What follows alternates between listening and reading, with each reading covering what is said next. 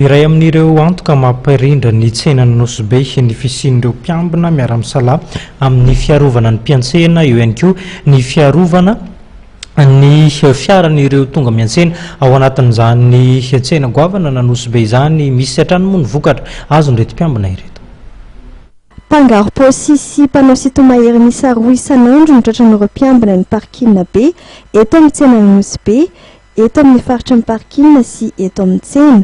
Miara-miasa akaiky amin'ny polisy ny 5e arrondissement sy ny brigade criminelle izy ireo mifanatanterahana izany fitandrona ny filaminan'izany. Izany miara-miasa amin'ny polisy zay dia izy olona tratranay zany dia tsy maintsy entina any amin'ny polisy 5e na any amin'ny PC arakarak'izay eloka vitany.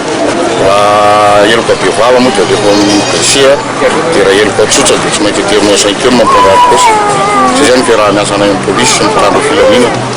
Miara-miasa akaiky mihitsy izay atao dia isy poste de police apetraka ato anatin'ny tsena izay isorana be fitondram-panjakana zany mba hamaivana azy mba akaikikaiky koa vahoaka ilay resaka polisy satria mba ialana an'ilay fitsaram-bahoaka dia aloha mba hoentina any amin'ny polisy ny olona zay mety. Gilet de sécurité efapolo isa sy tolokioalky efatra no natolotry ny solombam-bahoaka amin'ny boriboritany fahefatra. Félix Randriamandimsoa ho an'ireto mpiambina ny parking eto Nosy Be ireto mba ampahiresana azy ireo amin'ny asany. Nanantsova amin'ny fitondram-panjakana misy ny fampihavanana sy famelan-keloka amin'izao fetany hoe sy fetany farany taona izao ity député ity.